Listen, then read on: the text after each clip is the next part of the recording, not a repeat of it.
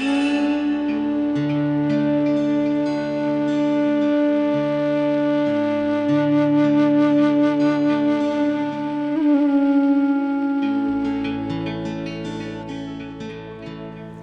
morning everyone, welcome to the class. Today we will be talking something about Royal Ballet of Cambodia. Dance is a greatly revered and is a popular art form in Cambodia. Many famous actresses in Cambodia got their start as dancers. The current king is a former dancer. In Cambodia's villages, plays performed by actors wearing masks are popular. Shadow plays performed using black leather puppets that enact scenes from the Rame Kran are also enjoyed. Folk dancing is popular in rural Cambodia and is performed spontaneously to a drum beat. Dance, music and theatre are interrelated and closely linked with Cambodian royalty and history. Inscriptions from the 7th century show that dancers were given to the kings in temples as offerings. The temples at Angkor are filled with images of dancers. According to Khmer mythology, Cambodia was created by a union between a king and a heavenly dancer. There are 4 main types of Cambodian dance: folk dancing associated with original inhabitants of the region. Second, the sacred dances which are linked with Hinduism and Buddhism. Third, classical dances traditionally performed for the Cambodia court. And fourth, modern dance and hall dances. Pure dance is often referred to as Robam, ancient dance as Robam Moram, dance dramas as Lakhon, and the classical dance of today as Lakhon Kebach Baron. The best preserved and most well known of them is the West, is the classical tradition which has been closely connected to the court for centuries. Classical dance has been revived but village folk dancing is dying out. It is a form of performing arts established in the royal courts of Cambodia for the purpose of entertainment as well as ceremonial propitiations. It is the dominant genre of dance theatre in Cambodia that features the classical dance style and is analogous to Thai dance theatre of the inner court, the Lakho Nai. It is performed during public occasions and ceremonies in Cambodia as well as among Cambodians in other countries. Etymology: Western names for this dance tradition often make reference to the royal court, including Cambodian court dance, as it was performed and maintained by the attendants of the royal palaces. As a performing art, it is formally referred to as the Royal Ballet of Cambodia and as Le Ballet Royal du Cambodge in France by UNESCO, Cravet, Brandon and others in the academic field, although this term may also refer to the Royal Ballet as a corps. The National Dance Company of Cambodia. The term Khmer classical dance is also used alongside Royal Ballet of Cambodia in the publications by UNESCO and mentioned authors. In Khmer, it is formally known as Robam, Preach, Reach, Trop, dances of royal wealth. It is also referred to as Lakhon Leong, the king's theatre. During the Lon Nol regime of Cambodia, the dance tradition was referred to as Lakhon Kebach Boran Khmer, Khmer theatre of the ancient style, a term emanating from its royal legacy. Khmer classical dancers as a whole are frequently referred to as Apsaras dancers by laymen. In the modern sense, this usage would be incorrect in the present form of the dance, as the Apsara is just one type of character among others in the repertory. Regardless, the romanticized affiliation of Royal Ballet of Cambodia with the Apsaras and Devatas of the ruins of Angkor still persists. History of Khmer dance. Over the centuries, Khmer dancing lent its influence to the classical ballet of neighboring countries, and some of its postures and movements are similar to other Southeast Asian dance forms. According to the Princess Bupha Devi, the Khmer kingdom started its traditions in the 8th century, 500 years before Thailand. In 1400, with the sacking of Angkor Empire, the Apsara dancers were seized and taken to Thailand. According to Dr. Jukko O. Mietin of the Theatre Academy, Helsinki, the roots of Cambodian dance and theatre are believed to lie in ancient indigenous rituals such as funerary ceremonies or rites connected animistic or ancestor worship. Early documentary sources clearly indicate strong Indian influences. One such source is a 6th century inscription describing arrangements for the daily recitation of holy texts of Indian origin, the Ramayana, the Mahabharata and the Purana texts. They were adopted from India together with the Sanskrit language and Hindu Brahmanism in its Shaivistic form. The golden age of Cambodian history was the Angkorian period from AD 802 to 1431, when splendid temples and cities such as the magnificent Angkor Wat were built and Khmer dance achieved the status of a kind of state art. After the conquest of Angkor by the Thais in 1431, Theravada Buddhism and the art styles of the Thai kingdom of Ayutthaya came to shape the culture of Cambodia. As in Thailand, a localized version of the originally Indian epic Ramayana was rewritten in the 16th or 17th century, and it became country's national epic known as the Remkar. Thai dance technique and its repertory were also adopted in Cambodia during the long period of Thai domination, which had already started in the 14th century and ended in 1907, when the Thais returned the province of Siem Reap, where Angkor is located, to the Cambodians. Dance masters from the Thai court are known to have trained the Cambodian Royal Ballet even during the period of Ram I, and the cooperation of the Cambodian and Thailand's national dance companies still continues today. In 1863, Cambodia became one of the French protectorates, and thus the European, particularly the French influence, started to spread rapidly with the urban surroundings and also influenced the development of theatre and dance. After the declaration of independence in 1953, an intensive search for the nation's roots started. Freedom from centuries of foreign dominance, first Thai and then French, inspired a movement that is often called Khmerization. The origin of the nation's history was founded in the glorious Khmer culture of the Angkorian period, which served and still serves as a source of inspiration for theatre and dance as well. The end of the 1960s was the beginning of a period of 3 decades of war and political turmoil. First, the Vietnam War, and then the rule of the Khmer Rouge, which lasted until 1991, killed millions of Cambodians and destroyed the country's infrastructure.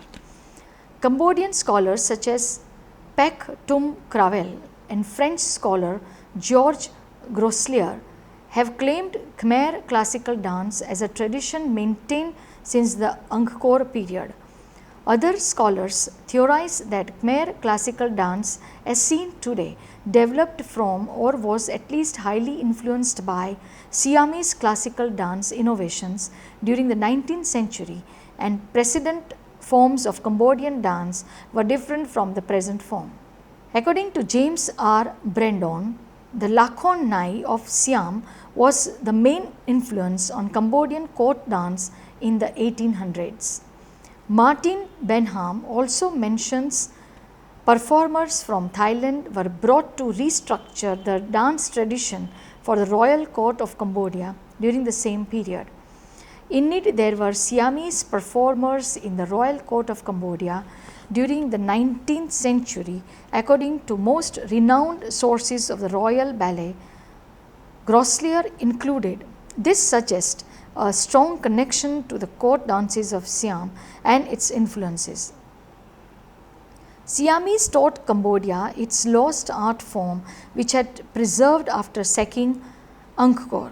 However, Sasagawa notes that the Siamese innovations were not present in the Angkorian dance tradition. Angkor and pre-Angkor era. One of the earliest periods of dance in Cambodia is from the 7th century, where performances were used as a funeral rite for kings. In the 20th century, the use of dancers is also attested in funerary processions such as that for King Sisowat Monivong. During the Angkor period, dance was ritually performed at temples. The temple dancers came to be considered as apsaras who served as entertainers and messengers to divinities. The tradition of temple dancers declined during the 15th century as the Siamese kingdom of Ayutthaya raided Angkor. When Angkor fell, its artisans, Brahmins and dancers were taken captive to Ayutthaya. Post-Angkor era, in the 19th century, King Ang Deong, who had spent 27 years as a captive prince in the Siamese court in Bangkok, restructured his royal court in Cambodia with Siamese innovations from the Ratanakosin period. Court dancers under the patronage of the royal court of Siam were sent to the royal court in Cambodia during this period. French colonial era. Dancers of the courts of King Sisowat were exhibited at the 1906 colonial exposition in Marseilles at the suggestion of Georges Bios, a French representative in the Cambodian court. Auguste Rodin was captivated by the Cambodian dancers and painted a series of watercolors of the dancers. Georges Grosslier, the French colonial director of Nom Fen Musée Saraut, today the National Museum, had reinvented large parts of the ballet through his studies of the bas reliefs of Angkor Wat. Post-independence Cambodia. Queen Sisowat Kosamak became a patron of the Royal Ballet of Cambodia. Under the Queen's guidance, several reforms were made to the Royal Ballet, including choreography. Dance dramas were dramatically shortened from all-night spectacles to about 1 hour length. Prince Norodom Sihanouk featured the dances of the Royal Ballet in his films. The dance tradition received a detriment during the Khmer Rouge regime, during which many dancers were put to death in the genocide. Although 90% of all Cambodian classical artists perished between 1975 and 1979 after the fall of the Khmer Rouge, those who did survive wandered out for hiding, found one another and formed colonies in order to revive their sacred traditions. Khmer classical dance training was resurrected in the refugee camps in eastern Thailand with the few surviving Khmer dancers. Many dances and dance dramas were also recreated at the Royal University of Fine Arts in Cambodia. In 2003, it was inducted into the UNESCO Intangible Cultural Heritage List. Khmer dance and theatre in Angkor. There exist thousands of dance-related sculptures and reliefs from Angkor period. Together with stone inscriptions, they give us information about dance and theatre in the Khmer civilization. They at least make clear how important an element dance was in the Khmer culture, especially in temple ritual. The civilization of Angkor has dance-related inscriptions starting from the period of the early kingdom of Chenla, which existed from the 6th to the 9th centuries until civilization reached its apogee during the rule of Jayaraman VII. An early Chenla inscription mentions a rather modest number of 17 dancers among gifts given to a temple. However, it is notable that even during the Chenla period, the existence of male dancers is referred to. It seems that following Indian practice, employing girls as temple dancers was regarded as a form of merit gaining in Khmer society. By the time of the rule of Jayaraman VII, the dance groups had grown in size. The inscriptions gave valuable information about the social status of the dancers. The sculptures and reliefs give several kinds of information about Khmer dance. The most common images are those of the hundreds of figures of dancing girls, which are either shown dancing alone, in a group of 2 or 3, or in a row formation. Traditionally, these figures are automatically labeled Apsaras, the mythical heavenly dancers of Hindu Buddhist mythology. Their turned out leg position with its many variations is the most dominant Indian influenced feature in the dance images in Southeast Asia from approximately the 8th century onwards. In Khmer dance images, however, both the supporting and the raised leg are strongly bent, which often results in an exceptionally low position. Most of the dancing apsaras convey an impression of dynamic movement, since keeping one's balance in this position for a longer time seems nearly impossible. The torso is often stiff and erect, sometimes slightly sideways bent. The most dominant movements are those of the arms and hands. In fact, most of the elements of body and hand movements can be analyzed according to the Sanskrit terms established in the Natya Shastra. However, there does not seem to be direct influence anymore. The lowness of the position gives the movement and the unmistakable Khmer flavor. Above all, the strongly backward bent figures, which are still a common feature in Southeast Asian dance today, regularly appear among the otherwise often Indian influenced Khmer hand movements. Besides these female dancers, the Khmer dance imaginary includes hundreds of portrayals of other kinds of dances too, such as processional war dances, training of martial arts, relaxed social dancing, and even acrobatic circus entertainment. A wide range of dance related poses can be found in the narrative relief panels of Angkor Wat. Although these positions are clearly also localized in Khmer reliefs, many of them, however, stem from the Indian tradition, where several fixed positions indicating the use of archery were categorized. The narrative reliefs often also depict stylized sitting and riding poses, which can still be seen employed in classical dance dramas both in Cambodia and neighboring Thailand. There is a supported fact that at least at the court of Pagan and at the Thai courts of Ayutthaya and Bangkok, as well as in East Java, the Indra Physica ritual pantomime enacting the myth of the churning of the Milky Ocean was regularly performed during the coronation ceremonies.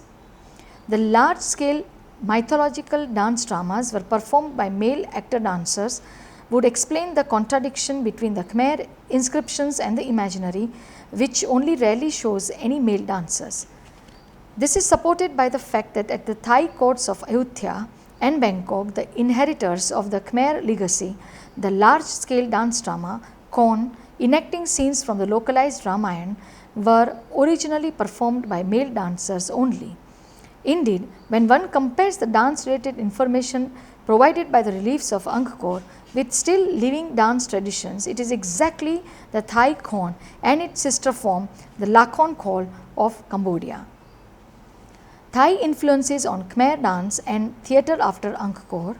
The heyday of Khmer culture came to an end in 1431 when the Thais conquered Angkor and Khmer court for the second time and also Possibly its artists were captured and taken to the Thai capital of Ayutthaya. The conquerors greatly valued the dance and theatre traditions as well as other aspects of the Khmer culture. Over the centuries, Khmer traditions were adapted to the Thai taste and Thai spirit. The ritual was what is known today as the classical central Thai culture with its various forms of theatre and dance. The transplanting of the Thai tradition was in many ways a total process, and in the 19th century, for example, 2 complete dance troupes were sent from the Thai court to the Khmer court. Until World War II, the Royal Cambodian Ballet performed its classical repertory of today bears strong Thai influences. The grand scale dance drama Lakhon Khol is basically a Khmer version of the Thai Khon, a masked pantomime depicting scenes from the Ramayana. Nang Shak Tom or large hides is one of the 2 types of Cambodian shadow theatre. Despite some differences in the style of the puppets, it is closely related to the ancient Nyang Gyai shadow theatre of Thailand. Similarly, the forms of Cambodian dance dramas called Riyong or Lakhon were in turn strongly influenced by Lakhon dance drama of Thailand. A well-known saying is that if one is seeking the remnants of ancient Khmer culture, one should look at Thailand, but while seeking traces of the Thai culture of the Ayutthaya period, one should look at Cambodia. The kingdom of Ayutthaya adopted several cultural elements from the Khmers, including court rituals, the concept of the god king, and possibly also the traditions of court dance and dance drama.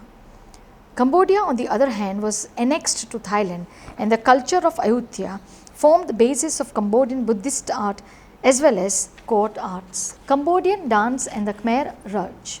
Most cultural institutions were destroyed by the Khmer Rouge. Many dancers and musicians were executed. The Khmer Rouge believed that the classical dance was one of the most descendant of Cambodian arts. Most of the nation's best dancers were killed or died from starvation or disease. Before the rise of the Khmer Rouge, there were about 30 troops performing Lakhon Khol, the integrate masked all-male sacred form that boasts 4,000 gestures in its movement vocabulary. It was a tradition that existed exclusively in the minds and muscles of the masters who practiced it, and thus was almost entirely obliterated during the Pol Pot genocide. After the regime fell, the government launched a nationwide ratio campaign to unearth surviving masters of the Khol. According to UNESCO, the Royal Ballet practically ceased to exist under the repressive rule of the Khmer Rouge, who eliminated almost all master dancers and musicians. Immediately after Pol Pot's defeat in 1979, dance troupes re-emerged and performances of the ancient repertory resumed. The ballet has regained much of its former splendor, but still faces numerous difficulties such as lack of funding and suitable performance spaces, competition from modern media, and the risk of becoming a mere tourist attraction. Literature. A testimony of the antiquity of the Khmer language are the multitude of epigraphic inscriptions on stone. The first written proof that has allowed the history of the Khmer kingdom to be reconstructed as those inscriptions.